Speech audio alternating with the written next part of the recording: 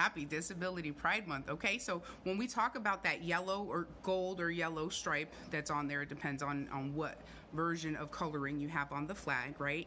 Is for neurodivergencies. Yes, they put the IES and all that extra stuff in there, but neurodivergent or, neurospicy. I love that one.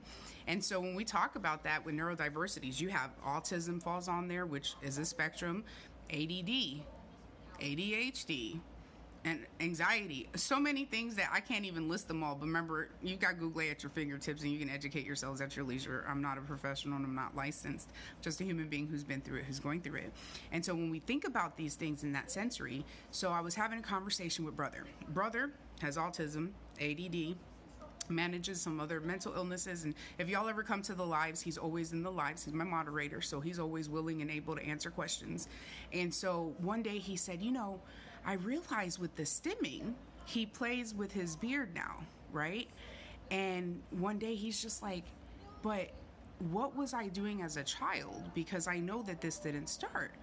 And so I'm like, sounds like you're unpacking some stuff there, brother. And then he realized, he messages me like a day later, and he's just like, it's because my mother, now mind you, we're soul siblings, okay? So his mother was also a narcissistic, covert psychopath, just like my mother. However, for his story, he realized that everything that he had done that would be considered stimming, he was reprimanded for. Right? Just like anybody else in the late 1900s who has autism was just pushed to the side as being difficult, or, you're fine, you're just acting that way, or reprimanding because it's not normal, you're acting this certain way. And he realized that his whole life he was reprimanded from that as a child. So therefore it was a learned behavior where he felt like he didn't have the ability to express himself or let that energy out, right? Like how I touch this, I touch my rings, I do my hands. I tell y'all sometimes I mess with my eyebrows, whatever it is. And so I said, well, what do you do now for it then? And he's like, well, I play with my beard, right? And he does. He's always like touching his beard and stuff like that. He'll rub his hands. And so I told him, I said, why don't you try to do those things that you did do as a kid that you got reprimanded for, to see if maybe those things actually do help, and you were just, that was taken from you, like that freedom was taken from you. And so I know there's a lot of you out there that are going to hear this and say, oh my gosh, because believe me when I tell you, July is a month. It's been 7 years since I walked away from a toxic narcissistic parent. So when I tell you we're going to be having some conversations, definitely let me know if there's a story you want me to share, or if you want to be a part of one of the lives as a guest.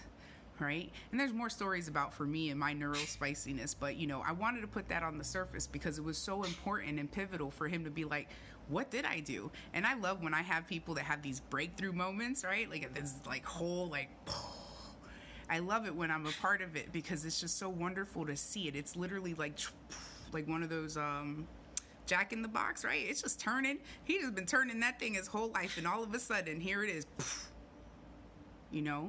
So it's important to know these things, and especially if you're going through a healing journey, if you're thinking about starting a healing journey, just remember that there's a lot that comes with that healing journey that's going to be grief and loss, because not only are you realizing the things that were bad, but you will miss the things that are bad and trauma because they've taken up so much space and time of your life, right?